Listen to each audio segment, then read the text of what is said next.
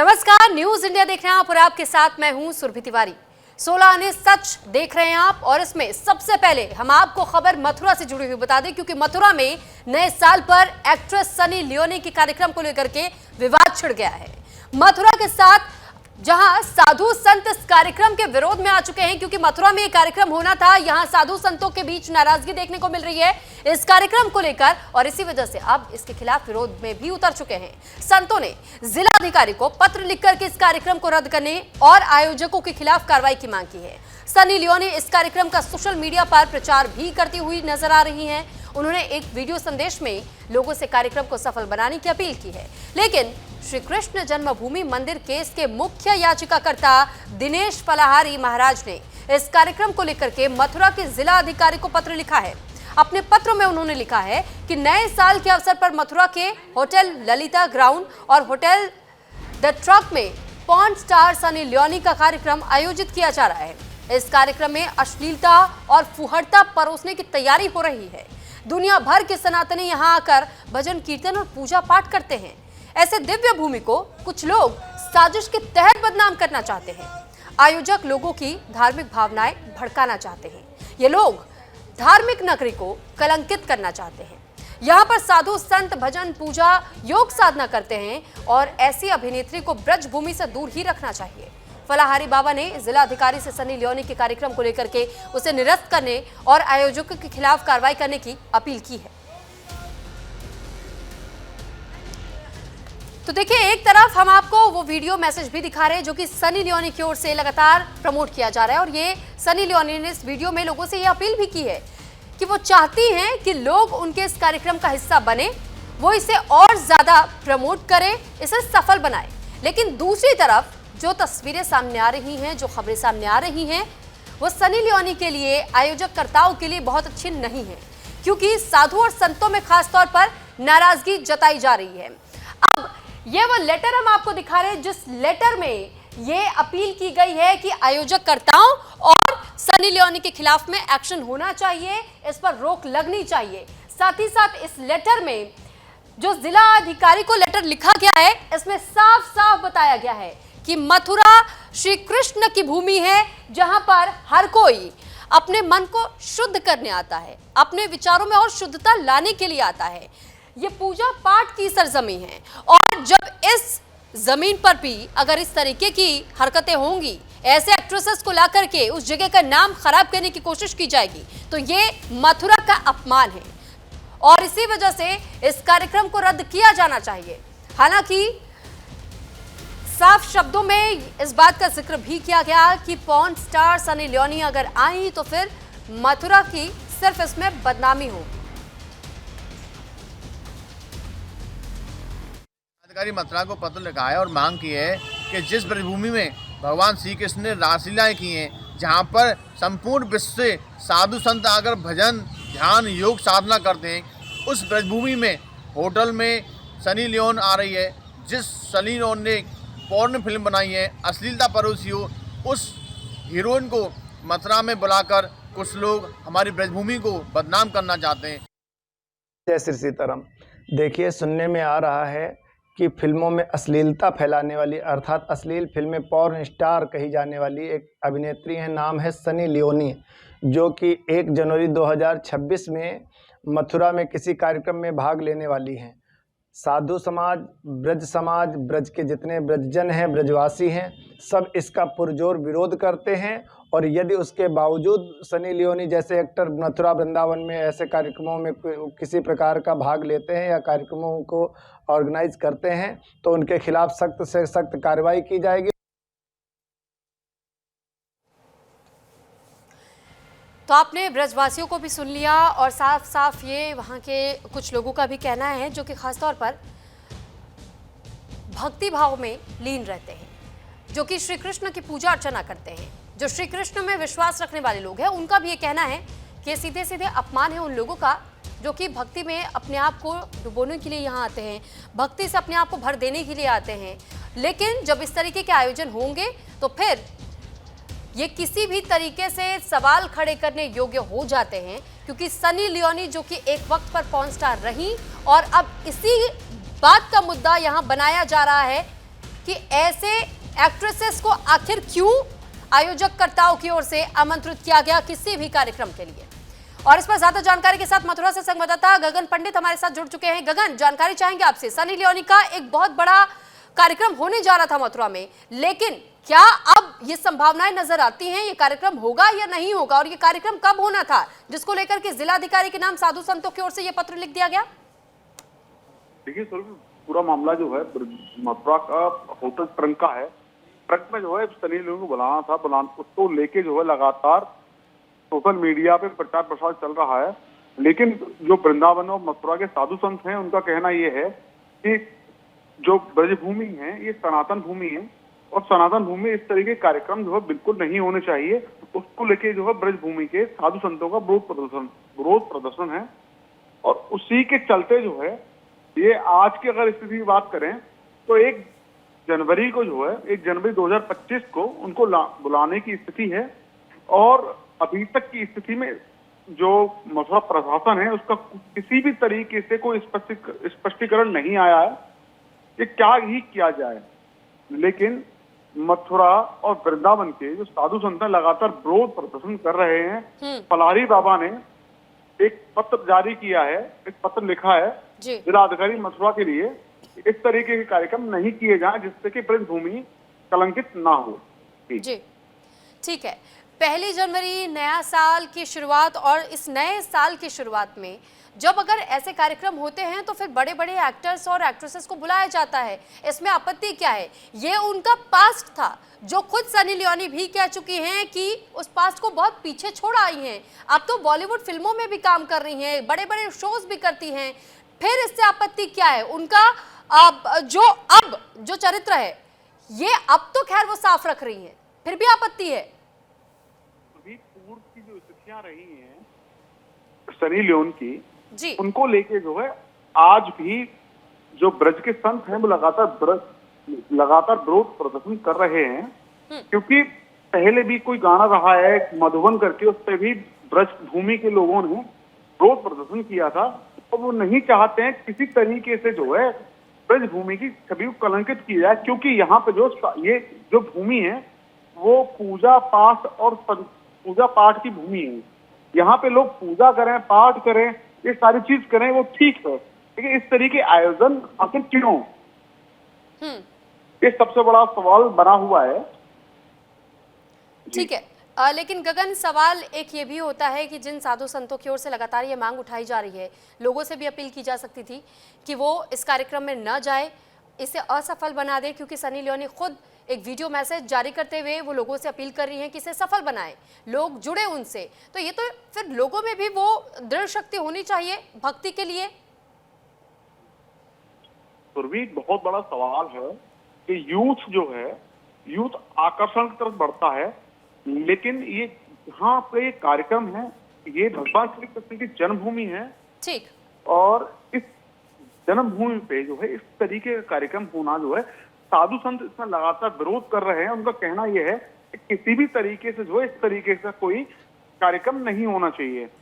सबसे बड़ा सवाल बना हुआ है प्रशासन पे। अगर प्रशासन इसकी परमिशन देता है तो किन शर्तों में देता है, हाँ। और क्या स्थितियां होने वाली हैं। पूर्व में देखा गया था, सबसे पहले पूर्व में देखा गया है कि जब सपना चौधरी जैसी डांसर और उनके अलावा और भी बहुत सारी हरियाणवी डांसर यहाँ आई थी, तो साधु संतों ने विरोध किया था। अब एक तरफ तो डांसरों का विरोध हुआ। चलिए ठीक है गगन, बहुत धन्यवाद आपका तमाम जानकारी हम तक पहुंचाने के लिए। Hi Mathura, I'm Sunny Leone and I'm super excited to tell you that I'm coming to the Trunk Mathura on 1st January as a DJ to kickstart the new year with an unforgettable night. Special thanks to the Rotary Club Rational, Hotel The Lalita, Grand Mathura, The Social Secret and Mathuram Caterers. Mathura, let's welcome 2026 together.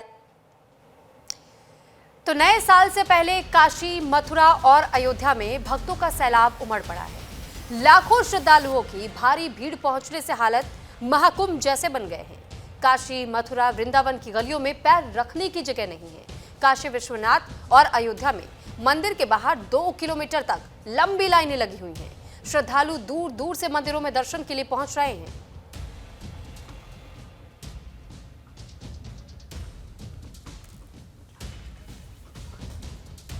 तो ये 3 तस्वीरें भी हम आपको दिखा रहे हैं, अयोध्या, वाराणसी और मथुरा की। इन तीनों तस्वीरों को देख करके आप खुद अंदाजा लगाइए कि इस वक्त लगातार किस तरीके से लोग यहाँ पर पहुँच रहे हैं। वो ये इस कोशिश में है कि नए साल की शुरुआत से पहले भगवान के सामने नतमस्तक हो, उनका आशीर्वाद प्राप्त कर ले। और इसी वजह से धर्म नगरी जहां जहां है, आप वहां वहां भारी भीड़ लोगों की देखेंगे। श्रद्धालुओं का तांता इस वक्त लगा हुआ है मंदिरों के बाहर। ये तस्वीरें अयोध्या राम मंदिर के पास की भी हम दिखा रहे हैं, जहां लगभग बताया जा रहा है कि 2 किलोमीटर तक लाइनें लगी हुई हैं। और इसके साथ वाराणसी काशी विश्वनाथ में भी ये बताया गया है कि अभी जनवरी की शुरुआत होते होते भी इस साल, क्योंकि लगभग 17 लाख से ज्यादा श्रद्धालुओं ने दर्शन किए हैं, इस बात की जानकारी आई थी। और जनवरी का महीना आते आते ये 20 तक भी आंकड़ा पहुंच सकता है। मथुरा की तस्वीरें भी जरा देखिए कि यहां पर भी अभी आपको ये भारी भीड़ दिखाई दे रही है, लेकिन जब साल का अंत हो रहा है तो हर कोई ये चाहता है कि नए साल की शुरुआत भगवान के आशीर्वाद के साथ में की जाए। तो भगवान श्री कृष्ण के दर्शन करने के लिए यहां भी हजारों की संख्या में श्रद्धालु पहुंच रहे हैं। तो भीड़ को देखते हुए 5 जनवरी तक कई मंदिरों में नो वीआईपी दर्शन का बोर्ड लगा दिया गया है। मथुरा के बांके बिहारी मंदिर में एक प्रेस रिलीज भी जारी कर लोगों को नव वर्ष के अवसर पर भीड़ से बचने के लिए 29 दिसंबर से 5 जनवरी तक वृंदावन आने से परहेज करने की अपील की है। वृंदावन में पैर रखने तक की फिलहाल जगह नहीं है। मंदिर की अपील है कि 5 जनवरी तक बांके बिहारी मंदिर न आए। और ये उस अपील का एक छोटा सा हिस्सा भी हम आपको दिखा रहे हैं। और इसमें सीधे सीधे लोगों से यही अपील की गई है मंदिर की ओर से कि अगर आप दर्शन करना चाहते हैं तो 5 जनवरी तक थोड़ा सा इंतजार कर लीजिए, क्योंकि फिलहाल मथुरा वृंदावन में पैर रखने की भी जगह नहीं है, इतनी भीड़ हो रही है। अगर आप भी जाएंगे तो फिर आप भी उस भीड़ का हिस्सा ही बनेंगे। और ऐसे में कई बार आपने ये खबरें सुनी होगी, और अनहोनी होने से बचने के लिए ही लगातार मंदिर की ओर से भी ये कोशिश की जा रही है। जो मंदिर की सेवा समितियां होती हैं, जो मंदिर की देखरेख कर रहे होते हैं, उनकी ओर से लगातार ये प्रयास किया जाता है कि भीड़ को मैनेज किया जाए। और अब इस भीड़ को मैनेज करने के लिए ही ये एक नोटिस भी जारी किया गया, प्रेस रिलीज जारी की गई है, जिसमें लोगों से अपील की गई है कि 5 जनवरी तक मथुरा आने से बचे।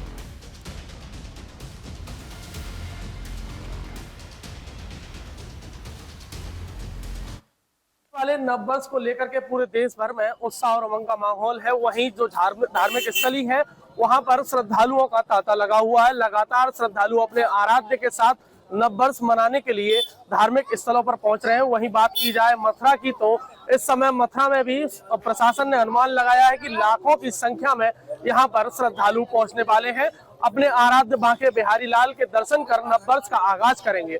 इसी को लेकर के मथुरा प्रशासन और मंदिर प्रबंधन के द्वारा आने वाले श्रद्धालुओं के लिए एडवाइजरी जारी की गई है, जिसमें उन्होंने कहा है कि आने वाले जो श्रद्धालु हैं वह अपने साथ छोटे बच्चे, बुजुर्ग और बीमारों को लाने से परहेज करें, जिससे कि मंदिर में अप्रिय घटना ना घटे।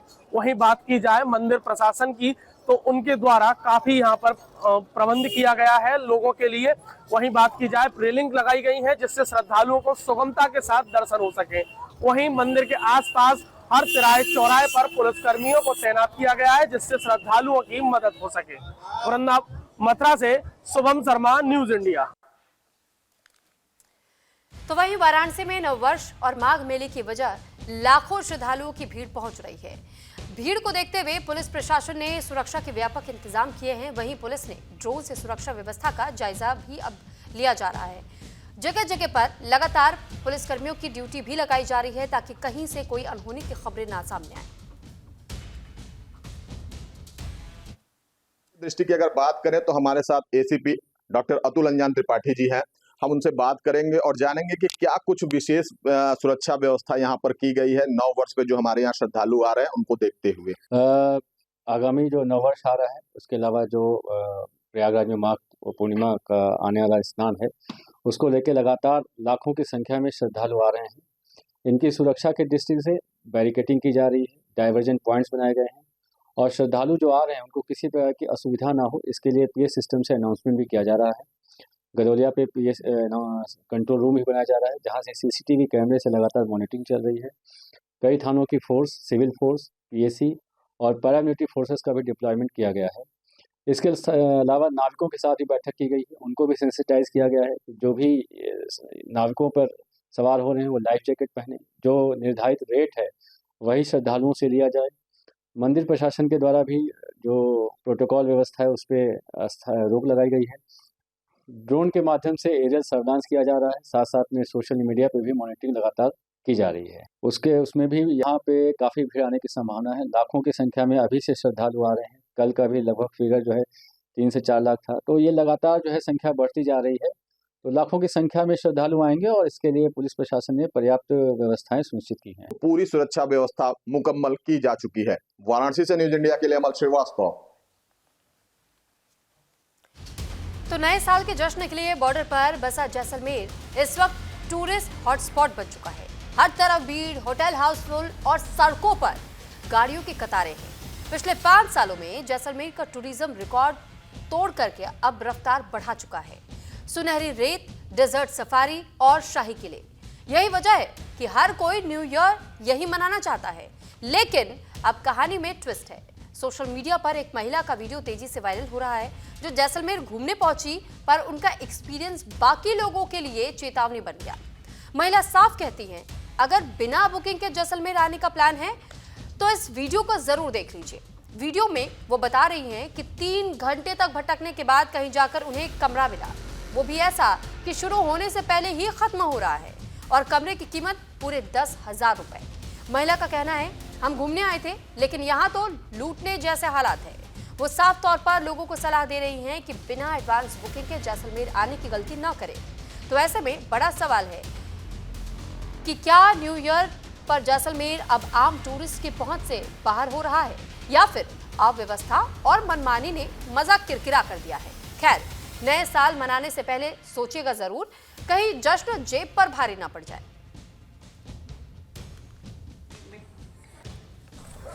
फाइनली गाइस, 3 घंटे की कड़ी मेहनत के बाद हमें रूम मिल ही गया।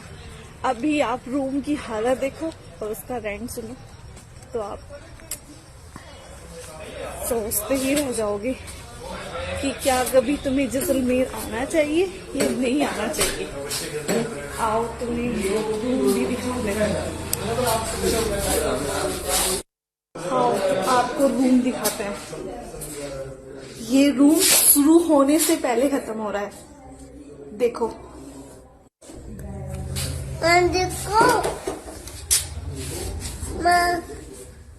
इसकी हालत देखो गाइस, इस रूम की हालत देखो गाइस।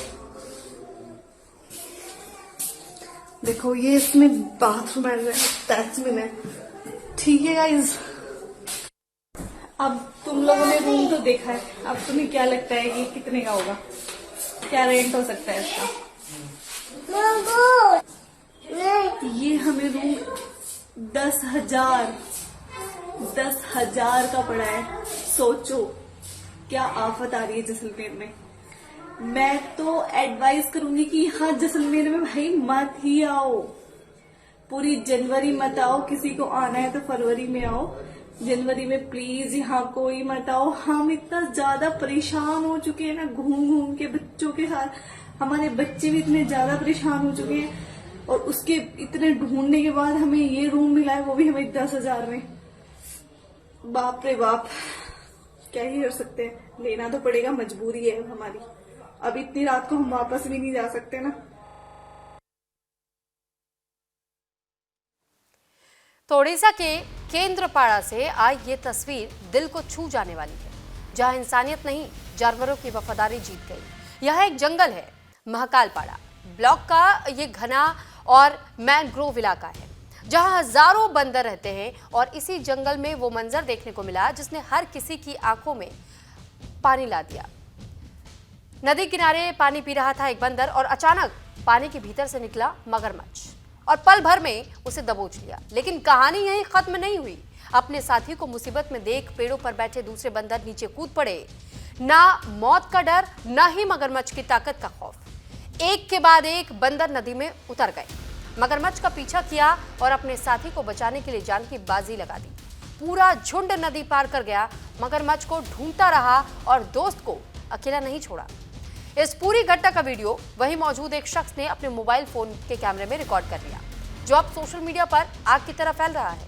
लोग कह रहे हैं अगर इसे वफादारी कहते हैं तो इंसान को इन बंदरों से बहुत कुछ सीखना चाहिए। जानवर समझे जाने वाले ये बंदर आज इंसानियत का सबसे बड़ा सबक दे गए हैं, क्योंकि जहां इंसान अक्सर साथ छोड़ देता है वहां ये बंदर मौत से लड़ गए, सिर्फ दोस्ती के लिए।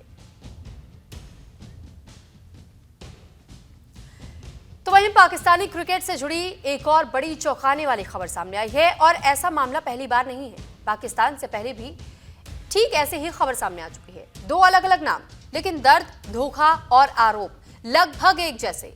एक तरफ पाकिस्तान के पूर्व ऑलराउंडर इमाद वसीम, तो दूसरी तरफ उनकी पत्नी सानिया अशफाक, जिन्होंने अब खुल करके अपनी टूटी शादी और टूटे भरोसे की कहानी दुनिया के सामने रखी। इमाद वसीम ने जहां अलगाव की पुष्टि की, वहीं इसके तुरंत बाद सानिया अशफाक ने सोशल मीडिया पर ऐसा पोस्ट किया जिसने पूरे क्रिकेट जगत को हिला दिया।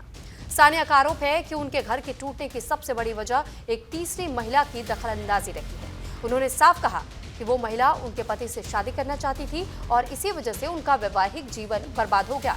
सानिया ने भावनात्मक उत्पीड़न, मानसिक दबाव और यहाँ तक कि गर्भावस्था के दौरान अकेले छोड़ दिए जाने की बात भी कही। उन्होंने लिखा कि वो 3 बच्चों की मां है और सबसे छोटा बच्चा सिर्फ 5 महीने का है, जिसे उसके पिता ने अब तक गोद में तक नहीं लिया है। सानिया का यह भी कहना है कि उन्होंने लंबे समय तक चुप्पी सिर्फ अपने बच्चों और परिवार की गरिमा के लिए साधे रखी, लेकिन अब चुप रहना कमजोरी समझा जाने लगा था। सानिया ने साफ शब्दों में कहा, मैं ये लड़ाई बदले के लिए नहीं बल्कि अपने बच्चों और हर उस महिला के लिए लड़ रही हूँ जिसे चुप रहने पर मजबूर किया जाता है। और यहीं पर यह कहानी जुड़ जाती है एक और चर्चित मामले से, यानी कि सानिया मिर्जा और शोएब मलिक के रिश्ते से। 2 सानिया, 2 पाकिस्तानी क्रिकेटर और दोनों कहानियों में एक जैसी वजह, तीसरे व्यक्ति की एंट्री हुई और भरोसा टूट गया। फिलहाल इमाद वसीम की तरफ से इन आरोपों पर कोई भी प्रतिक्रिया नहीं दी गई है, लेकिन सवाल यही है, क्या पाकिस्तान के क्रिकेटर महज खिलाड़ी नहीं, दिलफेक आशिक भी होते हैं?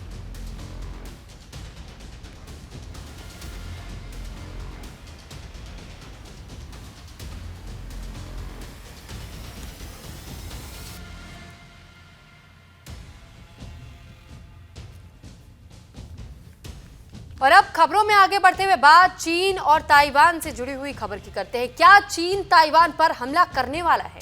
चीन ने अपनी सैन्य गतिविधियों से संकेत दिया है और यह संकेत बहुत मजबूती के साथ सामने आया है। लेकिन इस खबर को हम डिटेल में जानेंगे आगे, लेकिन इस वक्त आपको यह बता दें कि बांग्लादेश में क्या हो रहा है। तो बांग्लादेश में हिंदुओं और अल्पसंख्यकों को निशाना बनाया जा रहा है, सरेआम उन्हें धमकी दी जा रही है, नरसंहार की साजिश की जा रही है, धमकी भरे पोस्टर भी चस्पाए गए हैं। ये शायद इसलिए है क्योंकि बांग्लादेश कट्टरपंथियों के हाथ में है और वो बांग्लादेश को मुस्लिम राष्ट्र बनाना चाहते हैं। 2 लाख हिंदुओं और अल्पसंख्यकों को मारने की साजिश वाला खौफ, ये पोस्टर तो कुछ इसी ओर इशारा कर रहा है, क्योंकि ये हाथ से बंगला में लिखे पोस्टर चटगांव में उस जगह चस्पाए गए हैं, उस इलाके में चस्पाए गए हैं जहां पर पिछले सप्ताह हिंदुओं के घरों में आगजनी की गई। पोस्टर में 2 लाख हिंदुओं और बौद्धों को नरसंहार की खुली धमकी दी गई। पुलिस इस अल्पसंख्यक में खौफ और डराने वाला बताकर के मामले की दिखावटी जांच करने की बात कह रही है। तो वहीं मोहम्मद यूनुस हिंदुओं पर बढ़ते जुर्म को लेकर के मौन है, जिस वजह से कट्टरपंथियों को और बढ़ावा मिल रहा है, अपने नापाक मंसूबों को खुलेआम बांग्लादेश में अंजाम दे रहा है। हिंदुओं की रक्षा और संवैधानिक अधिकार छीन लिए गए हैं, तो जगह जगह पर हाथ से लिखे हुए ये पोस्टर चस्पा किए गए हैं।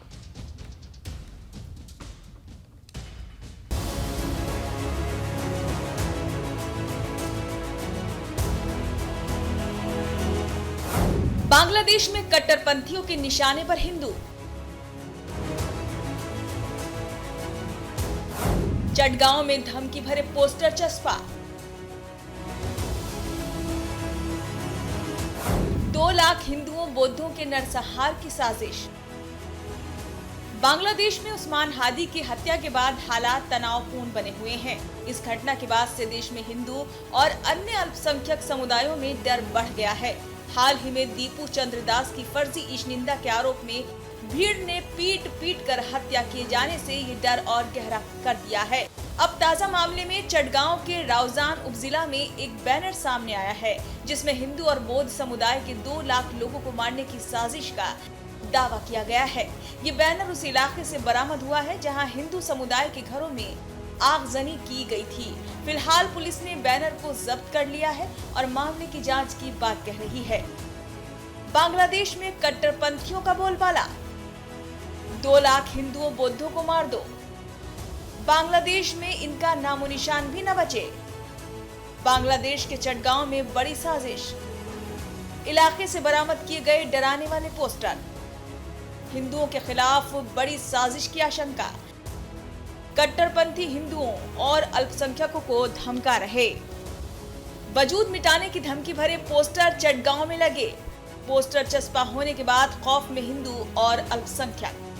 हिंदुओं और बौद्धों को धमकी देने वाले इस पोस्टर में हिंदुओं समेत अन्य अल्पसंख्यक समुदाय को पूरी तरह खत्म करने की योजना बनाई गई है। इस योजना को अंजाम देने के लिए फंडिंग भी की गई। इस पूरे मामले में इस्लामी कट्टरपंथी उस्मान हादी की हत्या के पीछे भारत का हाथ होने का बिना सबूत दावा कर अल्पसंख्यकों को निशाना बना रहे हैं और हिंदुओं और अल्पसंख्यकों का वजूद मिटा देने की बात भी कह रहे हैं। हिंदुओं को डराना पोस्टर का मकसद। चटगांव में धमकी भरे बैनरों को लेकर जांच कर रही पुलिस। हिंदुओं के घर जलाने और बैनर की साजिश आपस में जुड़ सकते हैं। पोस्टर सिर्फ धमकी नहीं, सामूहिक हिंसा की मानसिक तैयारी, अल्पसंख्यकों का मनोबल तोड़ने और उन्हें डराने की प्लानिंग। घटना को अंजाम देने के लिए फंडिंग भी की गई थी। पुलिस धमकी भरे इस पोस्टर को लेकर पुलिस का कहना है कि संदेश का मकसद डर फैलाना और सांप्रदायिक तनाव भड़काना है। पुलिस के मुताबिक बैनर और आगजनी की घटना आपस में जुड़ी हो सकती है। इस तरह के पोस्टर सिर्फ धमकी नहीं बल्कि सामूहिक हिंसा की मानसिक तैयारी की और इशारा कर रहा है और अंदर ही अंदर हिंदुओं के खिलाफ किसी बड़ी साजिश को बढ़ावा दे रही है जो अल्पसंख्यकों का मनोबल तोड़कर उन्हें डराती है। यूनुस मोन कट्टरपंथियों को बढ़ावा, बांग्लादेश में हिंदुओं और अल्पसंख्यकों की लगातार हत्या, कट्टरपंथियों की कठपुतली बनी यूनुस सरकार। यूनुस सरकार की चुप्पी कट्टरपंथियों को दे रही दम। क्या आम चुनाव टलवाना चाहते हैं मोहम्मद यूनुस? बांग्लादेश में लगातार हिंदुओं और अन्य अल्पसंख्यकों को मौत के घाट उतारा जा रहा है, लेकिन अंतरिम यूनुस सरकार हाथ पर हाथ रखकर बैठी हुई है। यूनुस की ये चुप्पी कट्टरपंथियों का हौसला बढ़ा रही है। फरवरी में आम चुनाव होने हैं। अगर ये हिंसा इसी तरह से जारी रही तो चुनाव नहीं हो सकेंगे।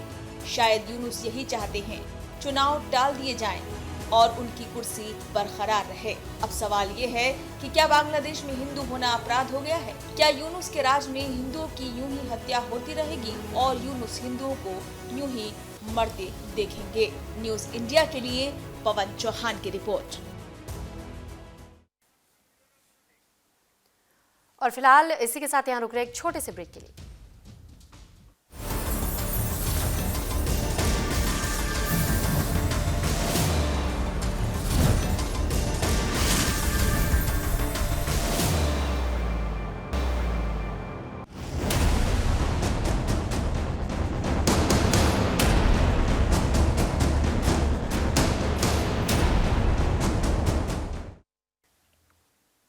ब्रेक के बाद एक बार फिर आपका स्वागत है। क्या चीन ताइवान पर हमला करने वाला है? चीन ने अपनी सैन्य गतिविधियों से संकेत दिया है कि चीन ताइवान को निशाना बना सकता है। चीन ताइवान के आसपास मिलिट्री ड्रिल कर रहा है, जिसमें कि ताइवान पर कब्जा करने और नाकाबंदी करने का अभ्यास किया जा रहा है ताकि उसे चेतावनी दी जा सके। चीनी सेना ने बताया कि इन ड्रिल्स के लिए सेना, नौसेना, वायुसेना और रॉकेट फोर्स को भेजा गया है, जिसमें लाइव फायर एक्सरसाइज भी शामिल है। विस्तारवादी चीन ताइवान की सरकार को अलगाववादी कहती है। सवाल ये, क्या दुनिया में युद्ध का नया फ्रंट खुलने वाला है? क्या अमेरिका ताइवान को बचाने आएगा? क्या चीन अमेरिका युद्ध अब तय है? रिपोर्ट देखिए और फिर मेहमानों से इस वॉर फ्रंट पर करेंगे चर्चा।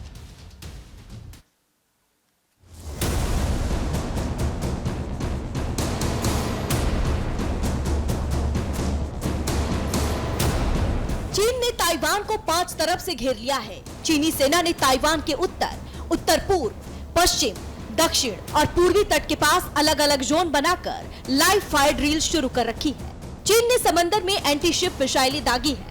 हाइपरसोनिक YJ-20 मिसाइल का परीक्षण किया। चीन की पीपुल्स लिबरेशन आर्मी यानी PLA के मुताबिक इस अभ्यास में नौसेना, वायुसेना और रॉकेट फोर्स को एक साथ तैनात किया गया है। ड्रिल में युद्धपोत, फाइटर जेट, बॉम्बर, ड्रोन, लंबी दूरी की मिसाइलों का इस्तेमाल किया जा रहा है। ड्रिल में समुद्री और हवाई टारगेट को निशाना बनाने बंदरगाहों की नाकाबंदी का अभ्यास किया जा रहा है। देखिए कैसे चीनी कोस्ट गार्ड ताइवान के आसपास समुद्र में एक्टिव है। इस सैन्य अभियान को जस्टिस मिशन 2025 नाम दिया गया है। चीनी सेना ने कहा है कि यह अभ्यास ताइवान में बाहरी देशों के दखल के खिलाफ चेतावनी है। चीन के इस युद्ध अभ्यास की वजह अमेरिका और ताइवान के बीच हुई हथियारों की डील मानी जा रही है। अमेरिका ने हाल ही में ताइवान को करीब 11.1 अरब डॉलर के हथियार बेचने की घोषणा की थी, जो अब तक का सबसे बड़ा रक्षा पैकेज है। इसमें आधुनिक मिसाइल सिस्टम, रॉकेट लॉन्चर शामिल है। इस डील से चीन भड़क गया क्योंकि वो ताइवान को अपना हिस्सा मानता है। वो ताइवान को मिलने वाले किसी भी विदेशी सैन्य समर्थन को सीधे अपनी संप्रभुता के खिलाफ कदम मानता है और इसी के चलते उसने 26 दिसंबर को अमेरिका की 20 डिफेंस कंपनियों पर प्रतिबंध लगाने की घोषणा की थी और अब वो ताइवान के चारों तरफ लाइव फायर युद्धाभ्यास शुरू कर ये संदेश देने की कोशिश कर रहा है कि वो ताइवान को सैन्य समर्थन देने वाले देशों और खासकर अमेरिका को कड़ा जवाब देने के लिए तैयार है। इधर चीन की कार्रवाई के जवाब में ताइवान ने भी काउंटर कॉम्बैट एक्सरसाइज शुरू कर दी है। ताइवान ने कहा कि ये उकसावा है, हमारी सेना सतर्क है। ताइवान के रक्षा मंत्रालय ने कहा कि उसकी थल सेना, नौसेना और वायुसेना को अलर्ट पर रखा गया है। चीनी गतिविधियों पर कड़ी निगरानी की जा रही है। ताइवान ने अपनी सेनाओं को तैनात कर कॉम्बैट रेडिनेस ड्रिल शुरू की है। ताइवान कोस्ट गार्ड के मुताबिक चीन की सैन्य अभ्यास से जहाजों की आवाजाही और मछुआरों की सुरक्षा पर खतरा पैदा हो गया है, लिहाजा वो किसी भी खतरे के लिए तैयार है। लेकिन अब सवाल ये है कि क्या दुनिया में युद्ध का नया फ्रंट खुलने वाला है? क्या चीन अमेरिका युद्ध अब तय है?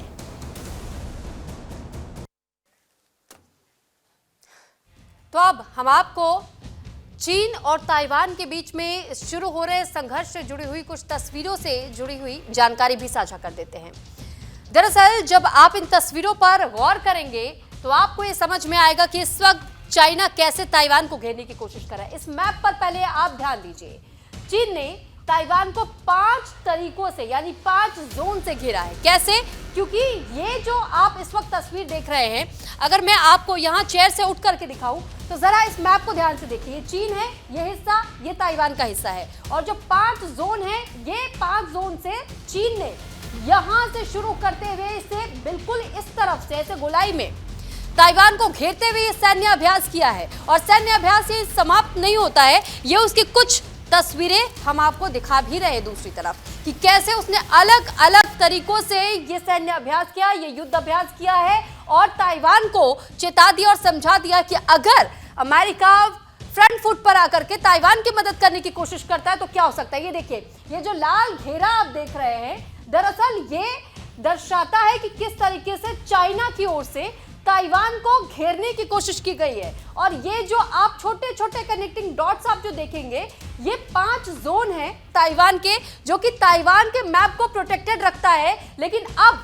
ताइवान सुरक्षित क्यों नहीं है, ये डर क्यों बनता है? क्योंकि ये जो पूर्वी हिस्सा है, इस पूर्वी हिस्से में अब तक चाइना नहीं आता था कभी युद्ध अभ्यास करने, लेकिन इस बार चाइना ने पश्चिमी हिस्से को छोड़ते हुए, यानी पश्चिमी हिस्से पे तो वो इस हिस्से में एक यहाँ पर जो मीडियम लाइन होती है, इसके पहले तक में वो युद्ध अभ्यास कर रहा था, लेकिन पूर्वी हिस्से को नहीं टच करता था। पर इस बार उसने पूर्वी हिस्से को भी टच किया। यानी बिल्कुल आप देखिए, ये लाल घेरा इसीलिए हमने बनाया हुआ है ताकि आपको बहुत क्लियरली समझ में आ जाए कि कैसे ताइवान को घेरने के साथ साथ में चेतावनी दी है। और चेतावनी के साथ ये कहा और समझाया है कि अगर ताइवान ने कभी किसी की मदद लेने की कोशिश की, यानी अगर अमेरिका आकर के मदद करने की कोशिश करता है, तो फिर यहां ताइवान को मुक्की खानी पड़ेगी। लेकिन ताइवान ये कह रहा है कि हम अपने आप में सक्षम है, पूरी तैयारी हमारी है और ताइवान भी पीछे हटने को तैयार नहीं है। और ये zone 1, zone 2, zone 3, zone 4, zone 5 कैसे 5 तरफ से ताइवान को घेरा जा रहा है चीन की ओर से, ये हम आपको बता रहे हैं। और इसी वजह से ये समझना जरूरी हो जाता है कि ये युद्ध अभ्यास क्या वाकई है या फिर चीन की ओर से जस्टिस मिशन 2025 जो नाम दिया गया है, ये ताइवान और साथ साथ में अमेरिका और उन सभी देशों को ये चेतावनी है कि अगर ताइवान के या हमारे बीच में किसी ने भी आने की कोशिश की तो फिर उन्हें मुसीबतों का सामना करना पड़ सकता है। अब हम आपको यह भी बताते हैं कैसे चीन वर्सेस ताइवान देखने को मिल रहा है। आप देखिए चीन की ताकत और ताइवान की ताकत में क्या क्या है, हम आपको बता रहे हैं। सैनिक चीन के पास 20,35,000 के आसपास, ताइवान के पास 2,15,000। छोटा सा एक देश ताइवान, लेकिन ये जो आप सैनिकों की भी ताकत समझिए, 20,35,000 अगर चीन के पास सैनिक है और उसके मुकाबले 2,15,000 महज ताइवान के पास है, तो आखिर ऐसे मुहाने पर भी जीत किसकी होगी? संभवतः इसी वजह से चीन बहुत ज्यादा कॉन्फिडेंट नजर आता है। और सिर्फ खेल यही खत्म नहीं होता है, रिजर्व सैनिकों की भी संख्या पर हम जरा ध्यान दे लेते हैं। रिजर्व सैनिकों की देखिए अगर बात की जाए तो यहाँ 5,10,000 रिजर्व सैनिक, 2,31,000 यहाँ रिजर्व सैनिक ताइवान के। एयरक्राफ्ट की अगर बात करें 3,309 चीन के पास, 761 चाइना अब ये ताइवान के पास है। दूसरी तरफ लड़ाकू विमानों की बात करें, चीन के पास 1,500, ताइवान के पास 286। यहाँ भी चीन बहुत मजबूती के साथ है। और ताइवान के पास ट्रांसपोर्ट विमान सिर्फ 19, लेकिन चीन के पास 289। अब आप ऐसे सोचिए और समझिए कि जब इतनी मजबूत है चीन की सेना, तो फिर ताइवान ऐसे में कैसे टिक पाएगा? चीन के पास हेलीकॉप्टर्स की संख्या 913 है, जबकि ताइवान के पास 236 है। चीन के पास कॉम्बैट टैंक 5,000, ताइवान के पास 1,010 ये टैंक है। और इसके साथ साथ में सेना किसकी कितनी मजबूत है, ये इससे आप अंदाजा लगा पाएंगे। नेवल फ्लीट 754 और 97 ताइवान के पास। तो यहां भी ताइवान कमजोर भूमिका में दिखाई दे रहा है, लेकिन ताइवान पीछे हटने को इसलिए भी तैयार नहीं है क्योंकि उसे यह भरोसा है कि अमेरिका उसकी मदद करेगा। अब एक एक करके मेहमानों का रुख कर लेते हैं, उनसे भी जान लेते हैं कि क्या वाकई में नए साल की शुरुआत के साथ में एक नया वॉर फ्रंट खुलेगा। तो विजय क्रांति जी चीन मामलों के जानकार हमारे साथ जुड़े हुए हैं, रिटायर्ड मेजर जनरल अनुज माथुर जी हमारे साथ सीनियर डिफेंस एक्सपर्ट जुड़े हुए हैं। आप दोनों का बहुत बहुत स्वागत है सर। सबसे पहले मैं माथुर सर आपका रुख कर रही हूं, क्योंकि जब हम युद्ध अभ्यास की बात करते हैं सर, कोई भी देश इस युद्ध अभ्यास के साथ साथ में ये भी जताने और एक संदेश देने की कोशिश करता है कि हम कितने मजबूत हैं, और अगर दूसरे देशों का इंटरफेरेंस होता है तो फिर उन्हें मुंह तोड़ जवाब देने के लिए हम पूरी तरीके से तैयार हैं। तो दो देशों के बीच में कोई तीसरा सामने ना आए, इस युद्ध अभ्यास से हम वाकई में क्या समझ सकते हैं कि क्या ये अमेरिका को चेतावनी थी इनडायरेक्ट तरीके से? जय हिंद सुरभि। देखिए 2-3 बातें मैं आपको साफ साफ बताना चाहता हूं। पहली बात तो ये होती है कि जब भी हम फोर्स कंपैरिजन करते हैं, क्योंकि आपने फोर्स कंपैरिजन करके दिखाया, जब भी हम फोर्स कंपैरिजन करते हैं, मैं मानता हूं इस बात को कि चीन और ताइवान की फोर्सेस में कोई किसी किस्म का कंपैरिजन नहीं हो सकता। लेकिन एक बात हमें और हमेशा ध्यान रखनी चाहिए कि फोर्सेस की संख्या जो दिखाई देती है वो उससे ज्यादा इंपॉर्टेंट ये होता है कि उस संख्या में से कितना वो ताइवान के खिलाफ ला करके उसके ऊपर लगा सकता है। आप कह रही हैं 20 लाख है, तो क्या वो 20 लाख के 20 लाख वहां लगा देगा तो भारत में क्या होगा, शिनचांग में क्या होगा, रूस के खिलाफ क्या होगा, मंचूरिया में क्या होगा, मंगोलिया में क्या होगा? तो ये हमें जानना आवश्यक होता है जब भी हम ऐसा कंपैरिजन करते हैं कि उसमें से what can be applied against them, पहली बात। दूसरी बात, जब आप फोर्स कंपैरिजन कर रही हैं तो ये जो ताकत ताइवान के पास आ रही है, वो ताकत ताइवान के पास मिलिट्री ताकत नहीं है।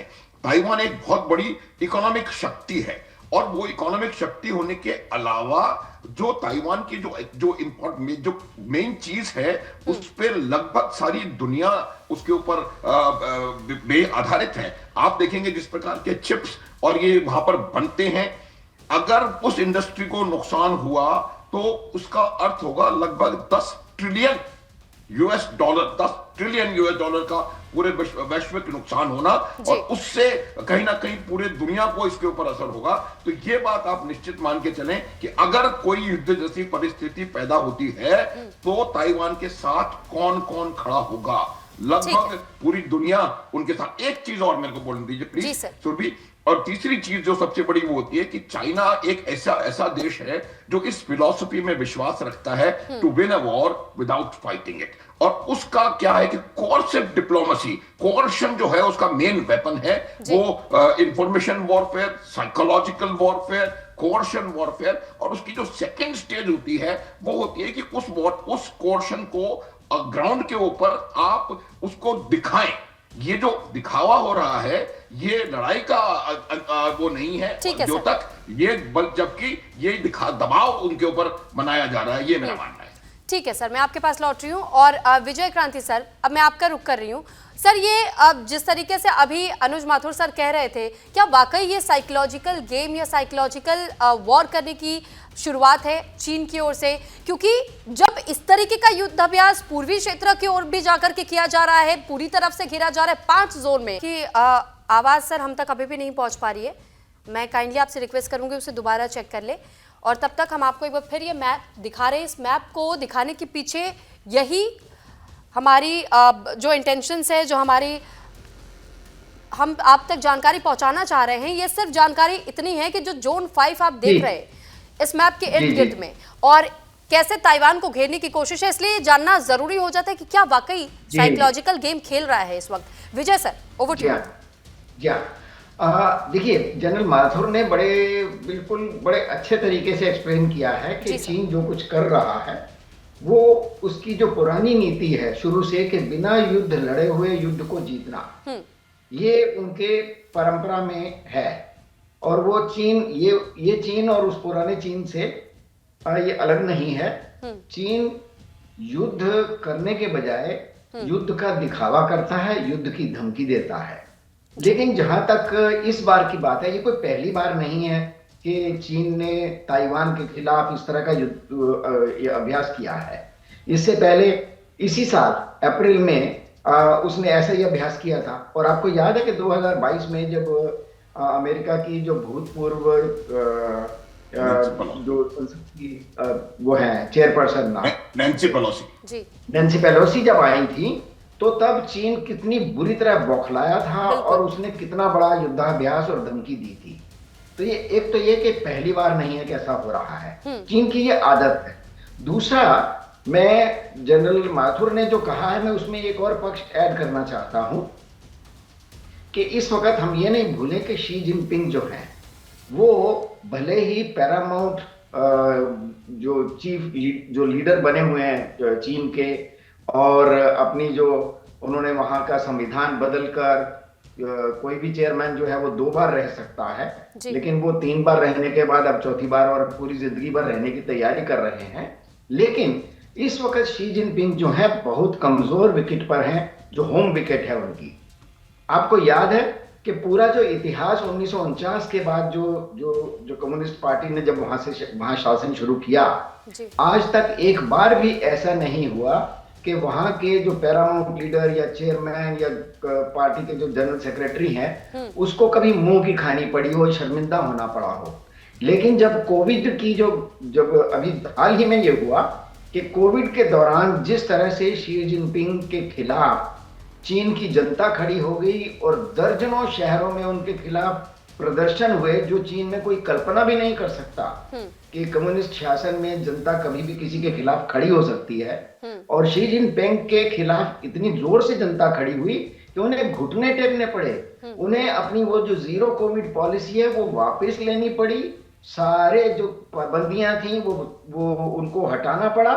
जो मुंह की खाई शी जिनपिंग ने, एक तो ये कि वो कमजोर विकेट पर है जनता के सामने, दूसरा कोविड के दौरान और उसके बाद शी जिनपिंग ने जितने बड़े पैमाने पर अपनी ही मिलिट्री, जिसके वो जो चेयरमैन है मिलिट्री कमीशन के चीन के, जितनी बड़ी संख्या में बहुत सीनियर ऑफिसर जो जनरल रैंक के ऑफिसर हैं उनको हटाया, कईयों की शायद हत्या भी कर दी, कईयों को जेल में डाला हुआ है।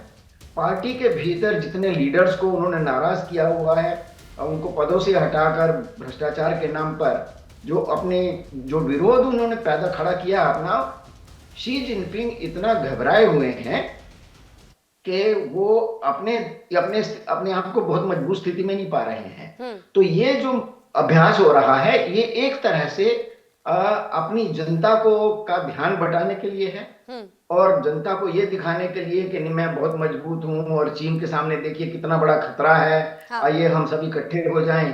तो ये एक तरीका, जितने तानाशाह होते हैं ना उनका यही शैली होती है कि जब मजबूत होते हैं तो वो जनता के सिर पर सवार रहते हैं और जब कमजोर हो जाते हैं तो दिखाते हैं कि हम सब पर, देश पर देखिए कितना बड़ा खतरा है।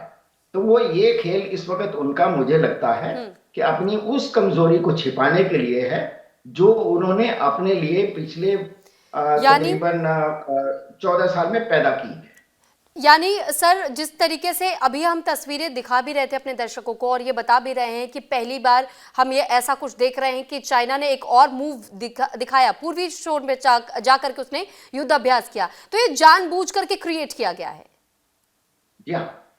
देखिए एक और चीज आप देखिए, चीन को ये बहुत अच्छी तरह पता है कि वो ताइवान को कोई ऐसा रसगुल्ला नहीं है कि जिसको उठाकर अपने मुंह में डाल लेंगे और बस हजम कर लेंगे जी। ताइवान की जो सिचुएशन है, हम ये मत भूलें, जनरल साहब ने बड़ा अच्छे ढंग से जैसे एक्सप्लेन किया। माफी चाहूंगी, मैं आपको 1 मिनट के लिए रोक रही हूँ, मैं आपके पास लौटूंगी।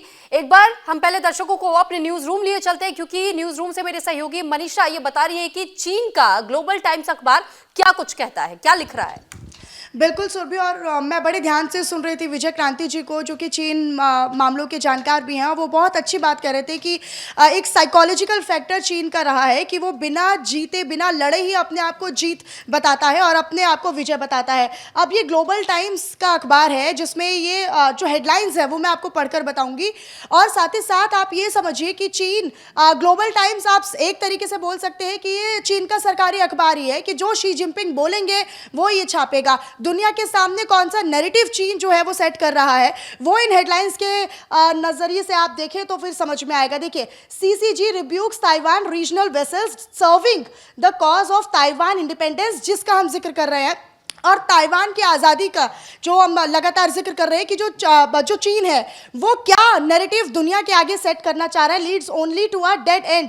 लेकिन आप ये समझिए कि जिस अभ्यास की बात कर रहा है, जिस ड्रिल की बात जो चीन कर रहा है कि हमने इतने सारे वेसल्स, इतने सारे जो वहाँ पर हथियार है उनको वहाँ पर लॉन्च किया है, और साथ ही साथ जो अभ्यास चल रहा है उससे ताइवान जो है वो बिल्कुल उसकी आप समझिए कि कत्ल की बात की जा रही है। Type 075 amphibious assault ship joins drills surrounding Taiwan for the first time, ऐसा पहली बार। अब ये नैरेटिव जो है वो चीनी अखबार की तरफ से, ग्लोबल टाइम्स की तरफ से ताइवान को एक आप समझ सकते हैं कि बिल्कुल कमतर आंकने के बराबर है कि किस तरीके से वहाँ पर जो ड्रिल्स चल रही है, जो वहाँ पर शिप जॉइंस की गई हैं, शिप्स को तैनात किया गया है, वहाँ पर अभ्यास चल रहा है। तो ताइवान, जैसा कि अभी विजय क्रांति जी भी जिक्र कर रहे थे कि ताइवान कोई रसगुल्ला नहीं है, इतना आसान अप्रोच वहाँ पर नहीं किया जा सकता है जिस तरीके से आप नैरेटिव सेट कर रहे हैं, अखबारों में छाप रहे हैं। शी जिनपिंग दुनिया को ये बताना चाहते हैं सुरभि, अगर कुल मिलाकर कहें कि ताइवान उनके लिए बहुत आसान अप्रोच है और जो अभ्यास चल रहा है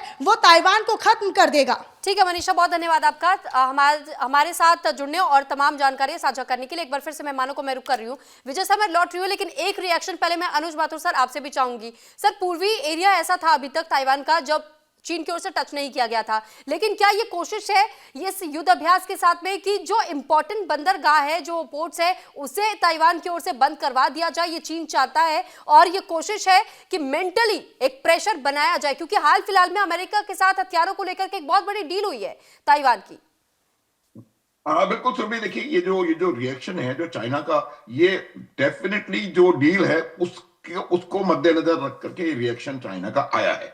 अब चाइना क्या बताना चाह रहा है, देखिए जब हम बात करते हैं किसी आइलैंड के किस्म के जगह पर वॉरफेयर की, तो उस जगह जब क्योंकि वो लैंड लाइन से जुड़ा हुआ नहीं है, तो आपको वहां पर या तो एम्फीबियस तरीके से ऑपरेशंस करने पड़ेंगे और या फिर एरियली आपको अपने ट्रूप्स को वहां पर ड्रॉप करना पड़ेगा ताकि आप वहां पर जाकर के कब्जा कर सकें। तो ये बात ध्यान में रखने की होती है।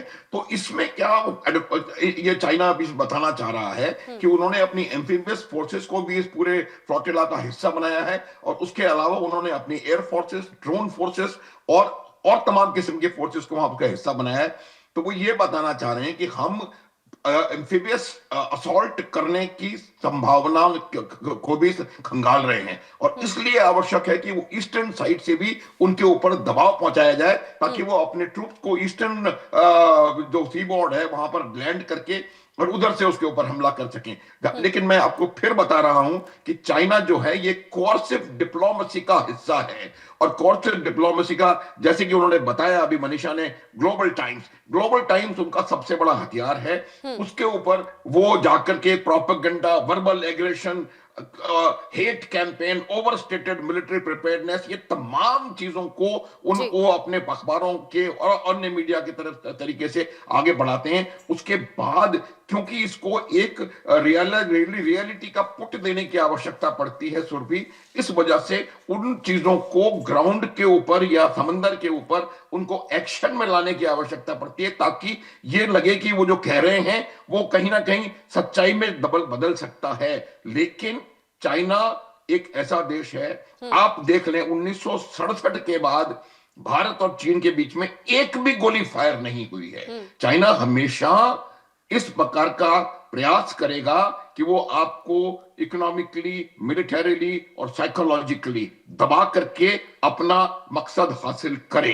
तो ये बिल्कुल साफ है, लड़ाई जो होती है सुरभि, हमेशा 3 फ्रंट्स पे साइमल्टेनियसली लड़ाई लड़ी जाती है, और उनमें सबसे बड़ा फ्रंट साइकोलॉजिकल वॉरफेयर या इंफॉर्मेशन वॉरफेयर या यूं कहें प्रोपेगेंडा वॉरफेयर या डिसइंफॉर्मेशन वॉरफेयर, वो होता है, और उसमें चाइना एक्सपर्ट है, इसमें कोई संदेह ना हो। तो अपनी मिलिट्री प्रिपेयर्डनेस को एग्जैजरेट करके, बढ़ा चढ़ा करके दिखाना और सारे मूवमेंट्स, मनूवर्स इस प्रकार करना कि लगे कि भाई कल ही वो हमला करने वाला है, और ये सब रिएक्शंस हैं अमेरिकी एक्शंस के खिलाफ, चाहे वो ठीक है सर, क्योंकि समय का अभाव है तो अब सर मैं एक बार विजय सर का भी रुख कर लूं। विजय सर, अब सवाल यही है, माथुर सर ने भी ये चीज बहुत अच्छे से जैसे एक्सप्लेन कर दी, सवाल यही है कि इस पूर्वी क्षेत्र में आखिर 89 चीनी एयरक्राफ्ट, 14 जहाज, 14 कोस्ट गार्ड बोट्स घूम रहे थे, तो सर इसकी जरूरत चीन को पड़ी क्यों? चीन जब अपने आप में इतना मजबूत है, वो दिखाता है, तो इसकी जरूरत क्यों पड़ गई? देखिए, पहली बात तो मूल बात यह है कि चीन सिर्फ इस वक्त गीदड़ भभकी दिखा रहा है, और जहां तक पूर्व में ये जो पूर्व की तरफ से अपने जहाज और वो सब लगाने की बात है, तो हम ये नहीं भूलें कि पूर्व की तरफ से चीन सबसे ज्यादा कमजोर है, क्योंकि उस तरफ 2 बड़ी मेजर फोर्सेस हैं जो फिजिकली वहां प्रेजेंट हैं, एक है जापान और एक है साउथ कोरिया। वो दोनों ही देश अफोर्ड कर ही नहीं सकते कि ताइवान कमजोर हो जाए या ताइवान पर चीन का कब्जा हो जाए, क्योंकि उनकी अपनी जो जिंदगी है वो इस पर टिकी हुई है कि जो साउथ चाइना सी है वो सुरक्षित रहे और उस पर चीन का कब्जा नहीं हो। अगर चीन ने ताइवान पर कब्जा कर लिया तो आप समझिए कि पूरा साउथ चाइना सी चीन के कंट्रोल में होगा। साउथ कोरिया, जापान तो सीधी मार में होंगे। उसके अलावा जो दुनिया भर की अर्थव्यवस्था है साउथ चाइना सी से, उससे जुड़े हुए देश जैसे अमेरिका खुद है, और ये अब बाकी जो देश देखिए, फिलीपींस है, ऑस्ट्रेलिया है, ब्रुनेई है, वियतनाम है, ये सारे देश जो हैं चीन के धमकियों से परेशान हैं, और अगर ताइवान पर चीन कब्जा करता है तो ये सारे देश संकट में आएंगे। इसलिए बड़ी क्लियर बात है कि इनमें से कोई भी देश, अमेरिका समेत, अफोर्ड कर ही नहीं सकता कि ताइवान जो है उस पर चीन का कब्जा हो जाए। तो मुझे लगता है चीन इस वक्त गीदड़ भभकी दिखा रहा है, और एक बात हम नहीं भूलें कि चीन जो है मोहल्ले का गुंडा है, वो शोर मचाकर तो अपना दबदबा बना सकता है, लेकिन ये हिमाकत नहीं करेगा कि किसी से लड़े और नाक तोड़वा के सारी दुनिया में बेइज्जत हो जाए। मुझे नहीं लगता कि वो इतनी हिमाकत करेगा कि ताइवान से सीधा। ठीक है, मतलब थोड़ा सा इंतजार अभी हमें करना होगा कि चीन वाकई सिर्फ गिदड़ भभकी तक ही सीमित रह जाएगा या फिर इसके आगे कोई कदम उठा भी पाएगा वो। बहरहाल अब बहुत धन्यवाद सर आप दोनों का हमारे साथ जुड़ने के लिए और अपनी अपनी बात को साझा करने के लिए। विजय क्रांति जी हमारे साथ चीन मामलों के जानकार जुड़े, रिटायर्ड मेजर जनरल अनुज माथुर जी हमारे साथ सीनियर डिफेंस एक्सपर्ट जुड़े, और उन्होंने बताया कि आखिर चीन के दिमाग में इस वक्त चल क्या रहा है और क्या ये सिर्फ गीदड़ भभकी है या फिर आगे कोई मूवमेंट देखने को मिलेगी। इसी के साथ यहाँ रुके छोटे से ब्रेक।